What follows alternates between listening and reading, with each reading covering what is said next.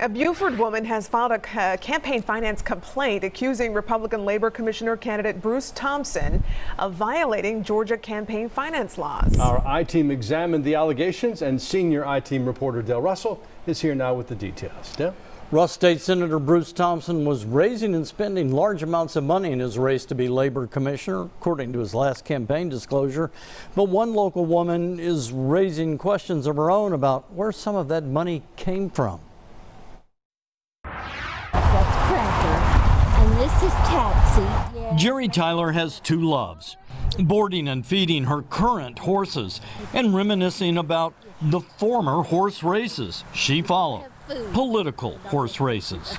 I had a newspaper and I was around politics a lot. Tyler was the heart and soul of the Hog Mountain Herald until 1998. Editor, publisher, and owner. Yep. So at heart, you're a journalist. Yes. The former journalist is now stepping back into the political game she so loves. Tyler has filed a campaign finance complaint against a statewide candidate running for Labor Commissioner, Bruce Thompson. I'm hoping that the voters will have a chance to see what type person he is. We have to do something legislatively. Thompson has been a Republican state senator out of White, Georgia since 2013.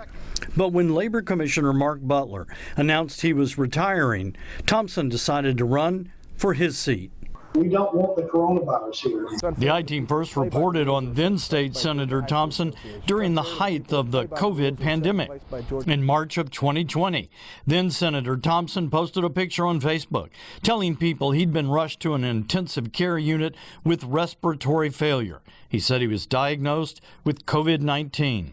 Thompson promised on Facebook on March 22nd to remain at home in self-quarantine for the immediate future. Then Thompson drove to his beach house on St. George Island off the coast of Florida. Thompson told people on Facebook he had a clean bill of health. The audacity of a man who had this disease a few days ago come into a community that has been so far virus-free is irresponsible. An outraged Florida Sheriff, A.J. Smith, said he would post a deputy outside Thompson's beach house to keep him inside and protect the local community from COVID. Thompson decided to come home and never answered the I-Team's questions about the incident. Now Thompson faces criticism about how he is paying for his race for Labor Commissioner, records that are easily found on the campaign finance website. If you know where to look, pops right up. Anybody could find it. It's not just me.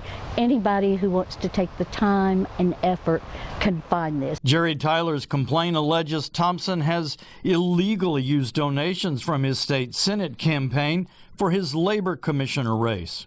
The law is pretty clear. A candidate can only use contributions for, quoting now, that elected office for which the contributions were received. In other words, Bruce Thompson can't take money from a state Senate campaign and use it to run for Labor Commissioner. It looks clear that the statute says one thing and he's doing another. Dr. Adrienne Jones is an assistant professor of political science at Morehouse. We asked her to review the complaint. She says it appears Thompson is violating the statute. She worries about the enormous amounts of money it takes to run campaigns in the modern political world. Still, for an office like Labor Commissioner, really for any elected office, I'm saying part of what people are looking for is someone who's going to abide by the law. If it's a violation of the rules, it is a violation, which means that he's either does not know the law or he's ignoring it consciously. When we reviewed Thompson's campaign disclosures, it looks like he spent some $35,000 from his state Senate account to pay 3 different people to work on his Labor Commissioner race. The point of the Labor Commissioner, in large part, is to make sure that Georgians are employed. So you don't want someone, arguably, who isn't honest with money, isn't honest in their own business. Thompson did not want to do an interview, but sent me a statement calling the complaint a baseless last-minute attack by a desperate opponent who has led the most ethically challenged and scandal-plagued agency in Georgia.